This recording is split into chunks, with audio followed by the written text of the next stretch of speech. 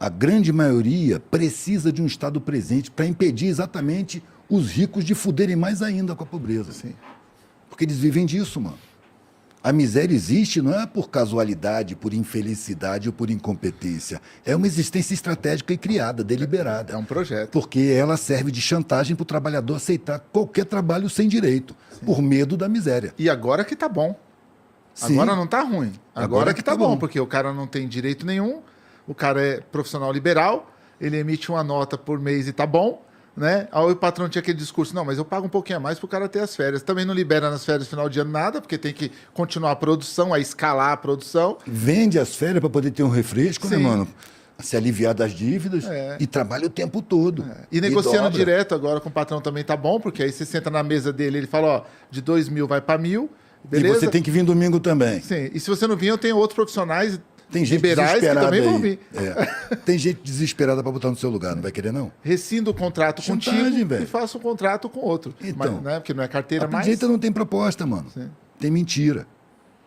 Agora a esquerda se perde na arrogância, mano. Não tem respeito pela sabedoria. Mas assim, tu... Acha que o saber dá um patamar de superioridade. Não, mano. Se você tem acesso a conhecimento, você está tendo acesso a um direito de todo mundo que foi negado para a maioria. Você não é melhor do que o camarada ali porque ele foi roubado e você não foi. Ao contrário.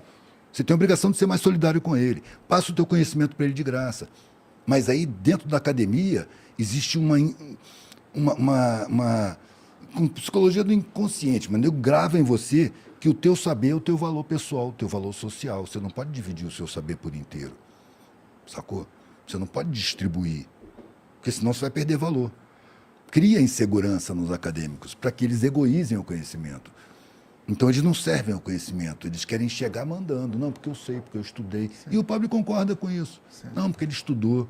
Mas, tu não estudou porque tu foi roubado. Tu tinha o direito de estudar tanto quanto ele, saber tanto quanto ele ou mais. Então, ele não está fazendo nenhum favor.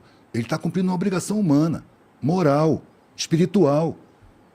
Mas ele não tem medo de fazer isso, porque ele está condicionado à ideia de que o valor dele é o saber que ele adquiriu. Ele é um ser humano superior. Olha o nome do curso.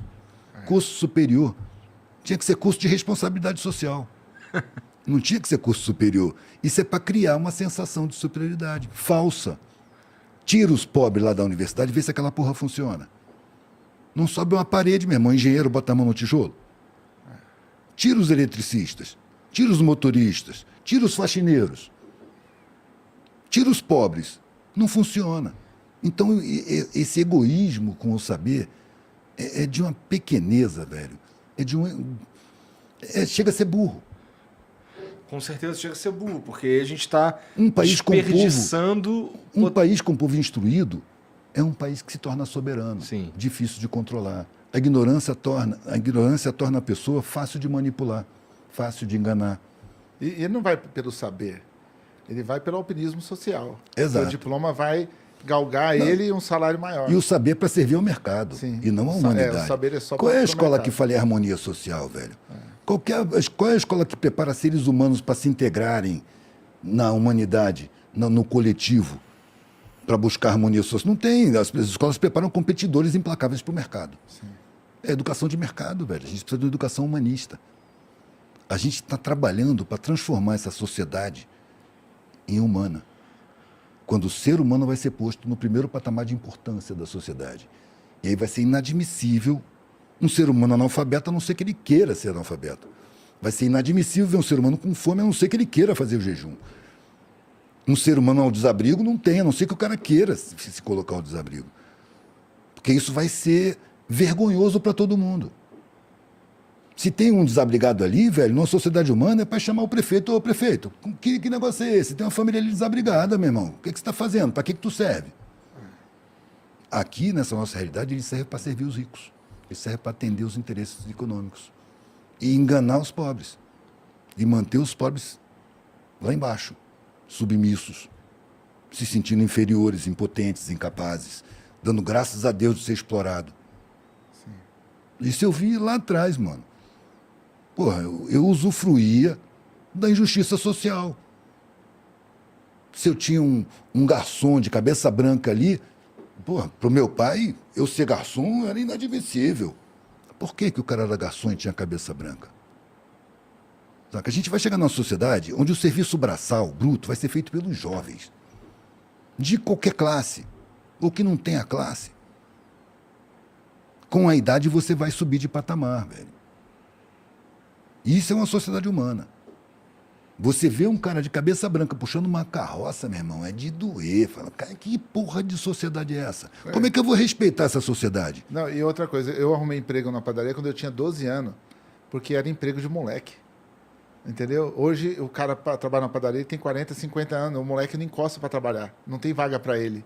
Entendeu? Então os moleques não tem trampo, porque os senhores pegaram o trampo, ficou mais emergente e mais. Precisaram sabe? pegar, né? Precisaram pegar esse trampo, que era de moleque. Na minha época eu trabalhava na padaria, trabalhava em bar, trabalhava em avícola, que eu trabalhei, era trampo de moleque. Hoje não tem vaga, é para caras, paga alimentar a família, tá ligado? Então, desevoluiu, né? Não evoluiu nada, não teve melhoria. Eu acho que foi acentuando. E essa coisa vai chegando num ponto crítico que detona. Detona. A gente está indo nessa direção. E a gente vai para os extremos, né? O Favela venceu, porque aí tem os caras estourando champanhe e falando que Favela venceu, que é bizarro. Eu falo, mas venceu na onde? Está competindo com o quê? Se venceu, né? Venceu, ganhou alguém. Quem perdeu? E aí eu vou recorrer ao Gog, o rapper lá, que ele fala, só tirar a mãe da favela não vale.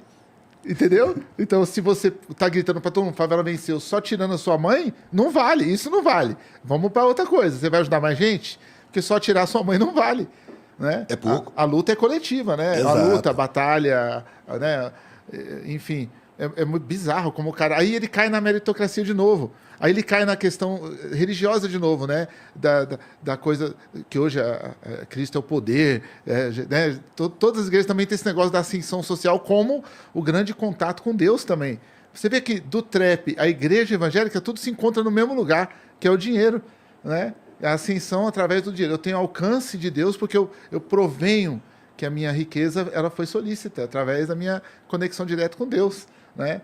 E eu canto meu trap. Deus que me deu. E eu canto meu trap e tô vencendo porque eu tenho um pensamento positivo com a música também. Eu não falo mais das mazelas sociais, que nem o antigo rap velho.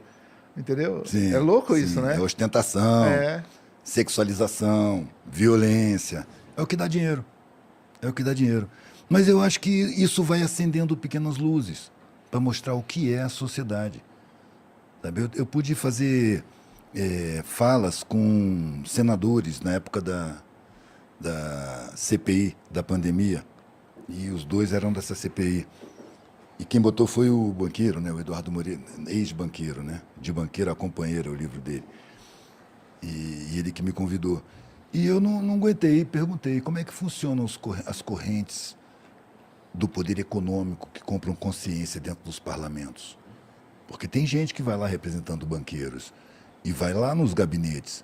Se eu vejo 70% do parlamento ser chamado de centrão, que é exatamente, sabidamente, publicamente, que vai para onde está o dinheiro, né? Quando devia estar representando os interesses do povo. Né? Se existe isso lá dentro, como é que funcionam essas correntes? Isso não fala, mano. Diego não fala. Não porque é minha carreira, não porque é minha eleição. Não fala. Porque não fala, mano. Não fala, porque vai ter que falar de quê? Dos banqueiros. Se falar dos banqueiros, você tá lascado, mano. O Clodovil falou isso uma vez. Na semana seguinte, ou no mês seguinte, eu não me lembro direito, ele teve um ataque cardíaco no restaurante do Congresso. Tava almoçando, teve um ataque cardíaco e é fácil matar alguém assim, velho. E o cara tava falando, as correntes do poder econômico são tenebrosas, um dia eu vou falar sobre isso. Não pôde falar, mano. Sacou? Porque são tenebrosas mesmo. Aquele cara da Grécia, não me lembro, Silax, sei como é que é o nome, naquelas manifestações gregas que o Syriza tomou o governo, e aí o cara foi parlamentar com os banqueiros. Ele voltou e entregou o cargo. Não dá para conversar com esses caras, mano. E eu me lembro de um relato dele, ele falou assim, cara, você vê o sujeito dizendo assim, o contrato tem que ser cumprido. Aí você fala, mas isso está causando fome em milhões de pessoas, em famílias que estão perdendo casa e tal. Mas o contrato tem que ser cumprido. O contrato tem que ser... Mas o contrato tem que ser cumprido. O argumento que ele dissesse, mas o contrato tem que ser cumprido. É desumano, velho. É desumano. E não é nosso sistema social, é o sistema planetário como um todo, que está em mutação. A gente está vendo agora ascendendo China e Rússia, mudando o foco econômico para a Ásia, o que já era para ter acontecido há mais tempo, porque lá tem, parece que 2/3 da população do planeta, né? Gente pra caralho. Muito mais gente do que o resto dos continentes.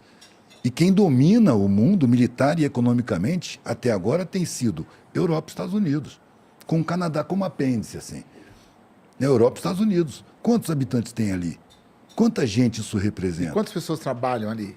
Porque você viaja para a Europa, você não vê gente, todo mundo de feriado. Não, velho, quem trabalha é o dia inteiro. imigrante, né, velho? Né? Quem trabalha é imigrante. E eles vivem esculachando os imigrantes, que vem demais. A gente só quer uma quantidade de pobre. Aqui também é assim. Tem pobre demais. Me parece que tem estratégia de extermínio de pobre. Guerra às drogas, por exemplo. É um jeito de matar os adolescentes pobres. Né? O sistema público de saúde é uma maneira de matar os aposentados.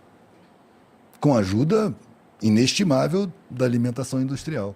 Tem um amigo meu, o Marcos Teles, que ele fala assim, meu, vou te mostrar as lógicas do capitalismo, como é louco, ó, as programação, né? O cara vai roubar um banco. Aí os caras vão lá, roubam o banco. Até então os caras foram lá, pegou os bancos, rendeu todo mundo, pôs o dinheiro dentro do carro. Dali em diante, se o cara sair do banco, começa tiro pra tudo que é lado, vem as viaturas dando tiro nos caras, os caras revidam, mata pedestre, mata gente no trânsito. Aí morre 20 pessoas pra um bagulho que tem seguro, que tava tudo...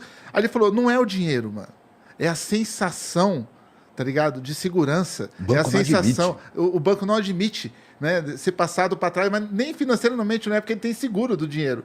Mas é aquela sensação de que tudo está em ordem, né? Sim. Então, esse cangaço que tem nas cidades agora do interior, isso alarma todo mundo. E aí o cara mostra a vítima ali, presa. Eles tentam sensibilizar a população para ir contra o argumento, né? Aí teve algum ferido? Não, mas olha isso que fizeram, algemaram o cara. Nossa, nunca se viu um cara algemado na sociedade, né? Velho, é uma briga entre demônios, entendeu? Porque as organizações criminosas que assaltam banco também são Sim. perversos pra caralho. Sim. Sacou? Mas é o tal negócio. Do lado dos bancos, eles têm a mídia. Eles têm o controle sobre o sistema social, sobre o sistema de segurança, sobre os governos. E aí eles atacam, criminalizam aqueles bandidos lá. Por que na cadeia o bandido mais respeitado é exatamente assaltante de banco, velho? Porque ele pega a pior polícia, a mais bem treinada. Sacou? No assalto a banco, se alguém alcançar um alarme, velho, 1 minuto e meio o banco tá cercado. É igual o sequestro, né, cara? O sequestro é algo absurdo, assim, para a sociedade, porque ele mexe logo com o rico, né? Exato. Então, assim, é todo mundo, investigação séria, aí não é só delação, tem investigação séria, tem grampo no telefone, tem helicóptero, tem tudo, porque é o sequestro. Tipo, é algo, sabe, que todo mundo tem terror. Por que você tem terror? Você é pobre, tal, você nunca vai ser sequestro. Não, mas é sacanagem, sequestro é foda, velho. Né? Então, o argumento e o pior assassinato é o latrocínio. É pior do que você matar sob tortura, mano. Sim. Latrocínio, por quê? Porque tem propriedade envolvida. Propriedade é uma coisa sagrada. E o crime mais absolvido é o do carro. O cara matou, não é que nem andar com a arma branca. Se ele atropela um cara, não é igual andar com a arma branca. Andar com a faca ou com simulacro de um revólver é pior no Código Penal do que atropelar um cara e matar ele esmagado com um carro de 4 toneladas. Por causa da propriedade. Da propriedade, mano. Porra, mas eu não consigo ficar do lado do cara que foi roubar o banco, cara. Eu não consigo ficar do lado... Mas eu posso analisar estando do lado de fora, né, velho? consigo. Nem de um lado, nem de outro. O lado de Mas fora. você vê o que os bancos fazem, cara? Você vê o que o cartão de crédito gera de desgraça nas famílias, o cara usando o cartão de crédito. O banco, ele dá informação para bancos menores que ele mesmo abre para poder ferrar o aposentado, cara. O aposentado brasileiro, ele é roubado da própria conta. Ele aceita empréstimo pelo WhatsApp. Meu pai se fudeu na Então, dessa. cara, meu pai também. Como que não dá? seduz. Eu te induzo ao ódio ao banco aqui em 10 minutos. Não. Eu não faço isso porque caio. Eu não amo o banco, mas daí a pegar um fuzil e roubar o banco é outra parada. Não, eu não tô pregando isso, porque eu já sei que respondi não. apologia ao crime. Eu já preguei isso, de forma bem mais séria no texto. Mas o banco, ele não te oferece serviço nenhum que não seja cobrado, ele não tá ali para te orientar financeiramente, ele não tá ali para Não, quer que você se foda e tome todas as decisões erradas, né? Ele é só vender serviço, te onerar e roubar mesmo, roubar os menos desfavorecidos. Tanto que o banco nas periferias tem porta eletrônica, tem segurança, tem tudo para cercear, e o banco em qualquer lugar, Vila Mariana, Vila Madalena, não tem nem porta, velho. Nem porta banco tem. Você entra e fala, isso aqui é o banco, você entra direto para falar com a pessoa, sentadinho, confortável. Entendeu? Então, emprega menos gente. Os bancos têm o triplo de rendimento do próprio faturamento anual. E o que o cara faz? Ao mesmo ano que o banco teve 60 milhões de lucro a mais, demite mais 160 pessoas, porque ele pôs um sistema operacional que não precisa usar ser humano. Entendeu? Então, não tem cobrança nenhuma, cara, de impacto social que a gente estava falando aqui no seu caso. Não tem cobrança nenhuma. É só demissão. É Não, só se a gente roubar. Se o debate for sobre refletir a maneira como funciona, eu concordo que assim, tem muita coisa ali que é feita para manter o cara fudido, com certeza. Você está expropriando, você está pegando o que é de volta de uma parte da população que os caras pegou. Na minha opinião, é isso aí mesmo. É o que fazia É o que fazia os as guerrilheiros. entidades que arrecadavam, estavam desapropriando. Tá desapropriando. Agora, é superficial, velho. Você pegar uma visão dessa, uma análise dessa que o Ferrez fez, e achar que ele está defendendo alguma coisa. Ele está analisando a situação, velho. certeza. Não está defendendo nada. Nem posso defender.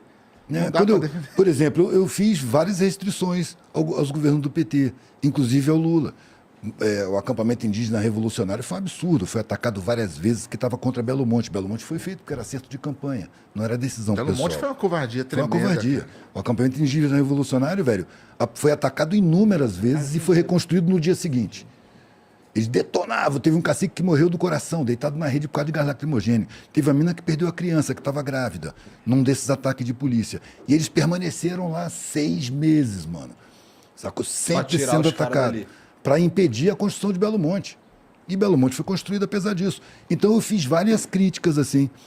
E eu simpatizo com o Lula e acho que ele tem que ser eleito, porque é o capataz mais camarada, é um cara que conhece a fome. O capataz mais camarada. É, um capataz mais camarada. Nós estamos com um capataz sádico, nesse que acha sim. que você só produz debaixo de chicote. Se você comer muito, você engorda, tem que passar fome.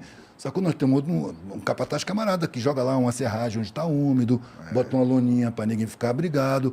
Ele serve aos donos da fazenda, mas ele alimenta melhor os escravos e tal. A gente precisa desse cara para a gente se fortalecer e tomar a fazenda. A gente não pode esperar que ele vá tomar a fazenda. Ele está servindo o patrão, velho. Ele só vai abrir espaço na universidade para a gente aprender, sacou? Esse pequeno espaço que ele abriu já resultou numa quantidade enorme de cursinho pré-universitário que não existia dentro de favela, mano.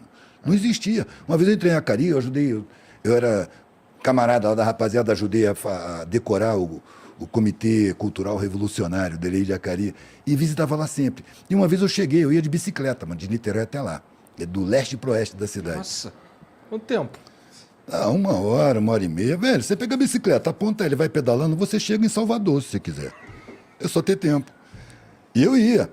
E chegava lá e dormia lá, né? E nesse dia eu cheguei, velho, pra mim isso foi sintomático. Eu cheguei, eram uns 12 caras que cuidavam ali do centro. E 11 estavam trabalhando. Tinha um para manter o centro aberto. Sempre tinha que ter um para manter o centro aberto. As pessoas estavam lá, vendo revista, vendo vídeo, jogando ping-pong, não sei, fazendo atividade dentro do centro cultural. E ele estava sentado na mesa de recepção, com a bandeirinha da Palestina, que eu levei lá para eles. Sentado. Eu entrei pela porta. Quando eu entrei, porra, Edu, chega aí, cara, senta aí. Puta, eu tô ouvindo cada papo aqui, mano.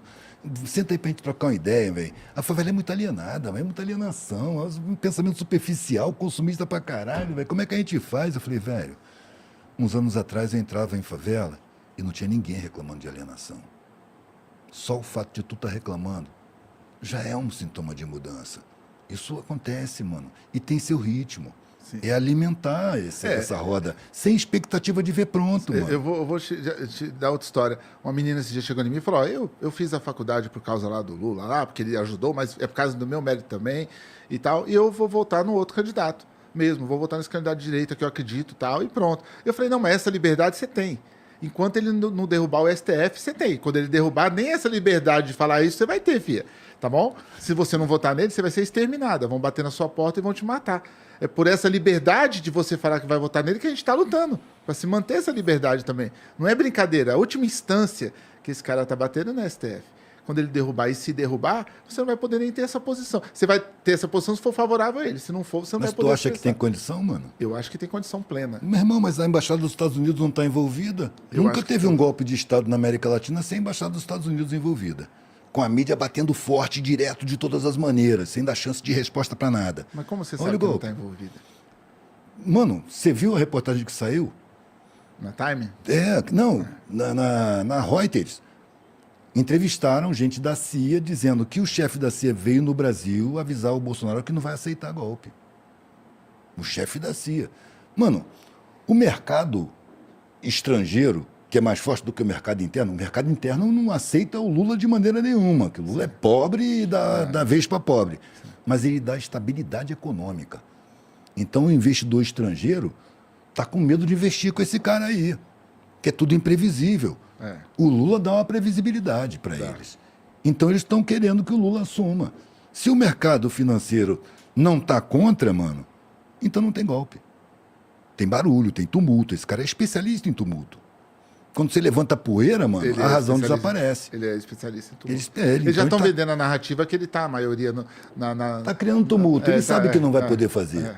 Sacou? Mas tu Sabe que não vai imagina o poder Bolsonaro passando a faixa presidencial pro Lula, cara? fazer. Não, velho. Eu evito imaginar essa figura em qualquer situação, sacou?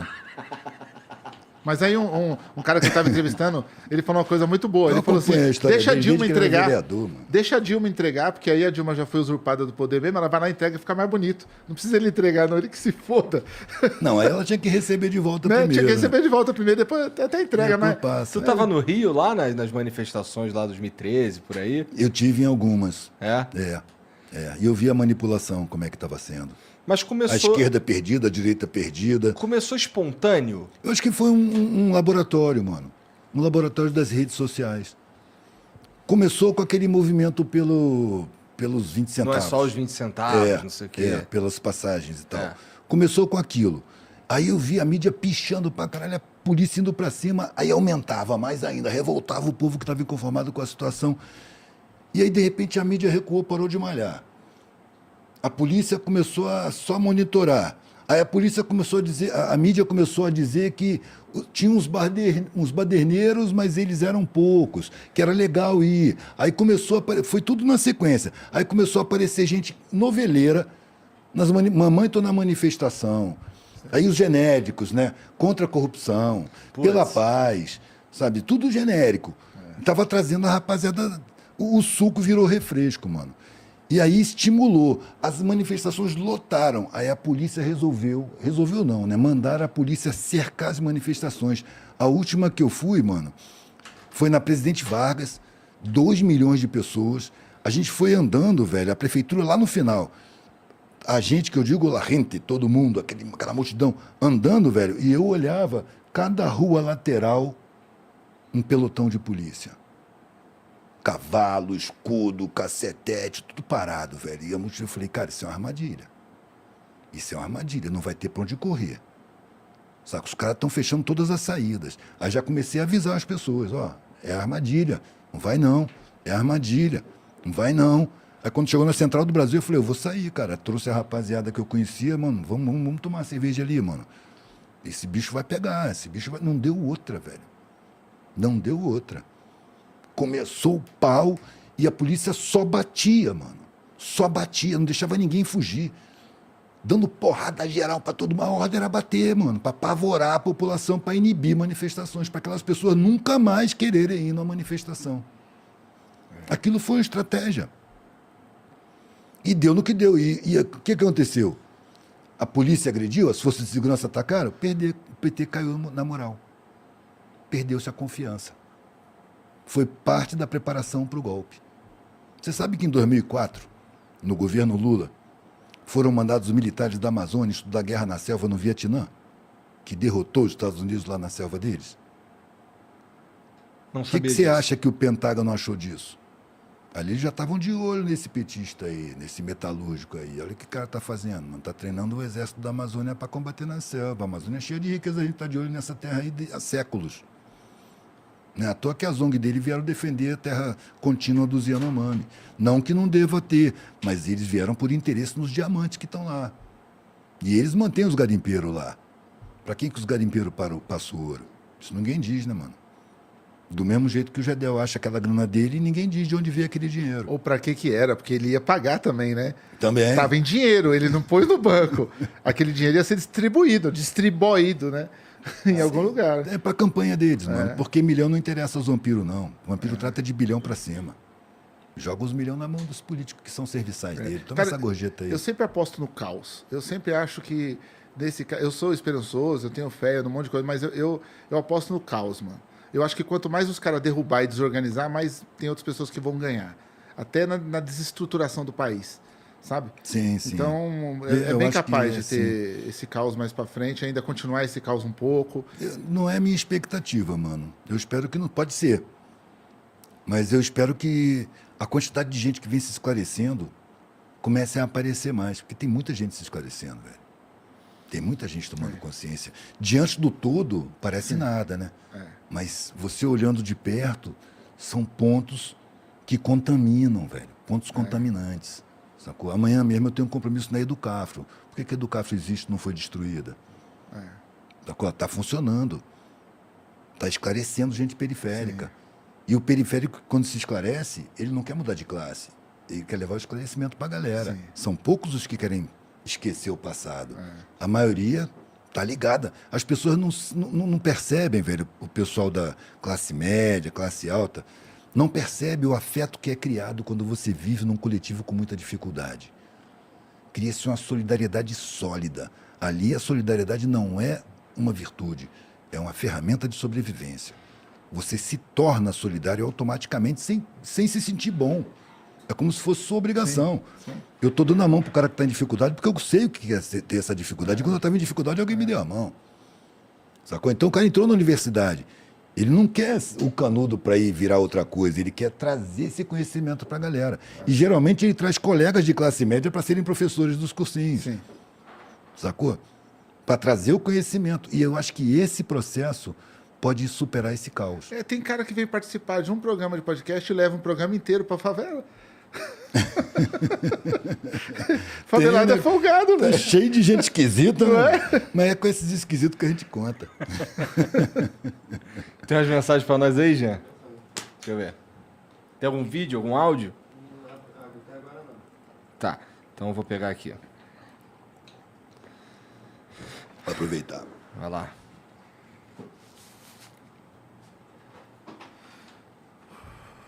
Porra. Então vamos ter que ir enrolando aqui, porque a maioria das mensagens vai ser pro Eduardo, né? Eduardo, claro, tem que ser para ele, né? O que você tá anotando aí, cara? Cara, eu tô anotando que amanhã eu tenho um compromisso. 8h30 da manhã, nós temos o café da manhã lá na ONG Interferência. E aí eu tô anotando aqui as obrigações de amanhã. Tem que comprar as frutas, todos os bagulho, logo cedo. Que é ter um café da manhã comunitário para todo mundo. Esse café da manhã é recorrente ou é só amanhã? A gente marca as datas e faz. A gente não tá podendo fazer todo dia, então a gente marca. Por exemplo, amanhã é em especial Dia das Mães. Então vai ter uma festa de 8 horas da manhã em diante, tem café da manhã para todo mundo da quebrada toda, que colar lá, pode tomar café, comer bolo, tudo. E aí tem um evento também pro Dia das Mães lá, para as mães dos alunos, tudo. Porque antes a gente fazia fechado no projeto. Agora a gente faz aberto, no meio da rua.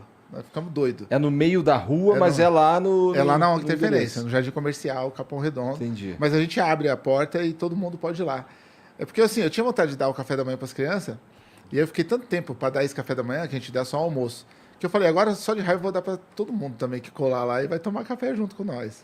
Você tá sentindo, já tá tendo alguma melhora na vida das pessoas em relação à pandemia e tudo mais? As coisas estão melhorando ou ainda tá tudo fodido? Eu acho que veio um problema financeiro agora, tipo, depois da pandemia. O caos da doença passou um pouco assim. Claro, continua o vírus, as pessoas têm que se cuidar e tal, mas o caos da doença passou um pouco. O pânico de morrer todo mundo, de todo mundo se contaminar, mas tem um problema social foda de dinheiro. Tipo, as pessoas não têm dinheiro, velho. Muita gente desempregada, muita gente com subemprego, muita gente que foi cortada dos projetos que esse governo fez, por exemplo, o LOAS, que beneficiava, numa canetada, os caras tirou 400 mil pessoas do LOAS, porque não pode morar na mesma casa 2 aposentados. Então, a senhora que tinha 80 anos e o cara paraplégico, que é o filho dela, não pode morar na mesma casa, segundo esse governo, porque são 2 aposentadorias. Aí os caras tirou uma. Só que essa mulher... É esse LOAS? Desculpa, o LOAS é um projeto de ajudar pessoas que estão com dificuldade de motora, psicológica. Então, assim, o governo entende que você não tomou um tipo de vacina, porque ele não dava essa vacina gratuitamente, e você pegou uma doença. Você paralisou um braço e tem um problema de cabeça. Aí ele vai lá e você entra no processo do LOAS e consegue um LOAS. Porque você não pode trabalhar. Você foi incapacitado de trabalhar. Aí você está aposentado, de certa forma. Aí você está aposentado. Aí esse governo, numa canetada, ele decidiu que não era para dar aposentadoria na mesma família. Então tem 8 pessoas numa casa, mas 2 têm aposentadoria. Corta. E é R$400, R$500, às vezes R$600. E ele cortou. Então 8 pessoas estão vivendo com 600. Sabe? Então uma outra que até votou no governo veio em mim, e agora eu falei, então, a gente avisou tudo. A gente avisou que queria cortar isso, sabe?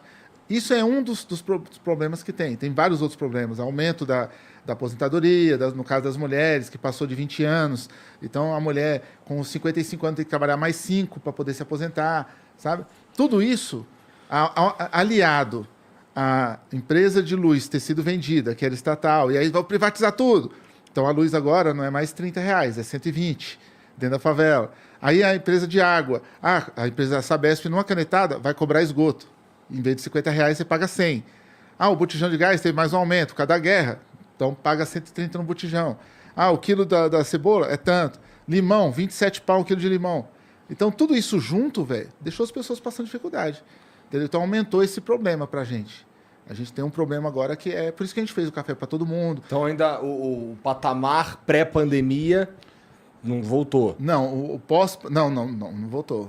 Tá mais difícil sobreviver com o preço das coisas. Pessoas passaram de comer carne, começaram a comer o que dá. Começaram a comprar salsicha de novo, coisa que a gente não via antes. A gente sabe porque a alimentação do projeto também a gente não está conseguindo manter mais. Entendi. Com o preço que a gente mantinha antes, a gente não consegue dar comida mais para todo mundo. E a tua vida aí, nesse momento que a gente está vivendo, assim, passando... dá pra gente dizer que a gente está num momento bem mais brando da pandemia. A tua vida tá voltando ao normal? Como é que... Não, acho que nada volta ao normal, velho. Não tem mais normal. O normal vai ser outro. Se esclareceu muita coisa. A pandemia veio na esteira de um golpe, velho. Dado por interesses estrangeiros, econômicos, que querem fazer do Brasil um exportador de matéria-prima. Desindustrializou, acabou com a indústria naval, não sei quantos milhões de desempregados, destruiu a construção civil, porque as empresas brasileiras estavam competindo com as empresas estadunidenses e europeias. Estavam ganhando licitações, fazendo usinas hidrelétricas, fazendo portos lá no exterior. Então houve um golpe para acabar com esse contexto geral. Os pobres estavam começando a andar de avião, entrar na universidade, tomando esclarecimento. Essa rapaziada tem muito medo da população. Precisa manter a população ignorante e desinformada para manter o seu controle, para que não se perceba o que aconteça, para que se possa implantar essas ideias de meritocracia, sabe, de empreendedorismo, que é a nova escravidão. Hoje mesmo eu estava vendo um camarada da moto dizendo que, minha vida está muito melhor, mano. Ele não tem garantia nenhuma. Se ele tomar um tombo, ele está fudido. Ele não tem férias, ele não tem nada, mas a vida está melhor. Porque ele consegue conviver mais com a família dele. Ele não conseguia. Porque na situação que ele estava no emprego, o patrão exigia ele comparecer no fim de semana, a qualquer horário, de noite, para segurar estoque, coisa assim. Só que você fica sem ter o que dizer pro cara, mano. Mas houve um procedimento para que isso acontecesse e fosse assim. Então a gente não pode atribuir só a essa figura que está no governo, sacou? Ele é um fantoche, ele não está no poder, ele está no governo. O poder não é o governo. Quando o Lula foi eleito, em 2003, o Zé Genuíno foi dar uma entrevista coletiva em nome do PT. E uma repórter programada aí por essa mídia fez uma pergunta para ele. Começou a fazer, ele interrompeu. Agora que o PT chegou no poder, ele levantou o dedo. No poder, não. No governo. Porra, velho, se eu fosse a mim, eu perguntava, então quem é o poder? Aonde está o poder? O que é o poder, se não é o governo? Já encalacrava ele, porque ele ia ter medo de dizer. Mas não, a menina era pautada, ela só trocou a palavra. Então, agora que o PT chegou no governo e fez a pergunta que o chefe dela tinha mandado, aquilo foi esclarecedor, mano. Poder e governo não são a mesma coisa. Pelo contrário, o poder controla o governo. E se o governo violar os interesses do poder, ele cai. E para isso é preciso manter a população inconsciente, é preciso manter a população ignorante, desinformada.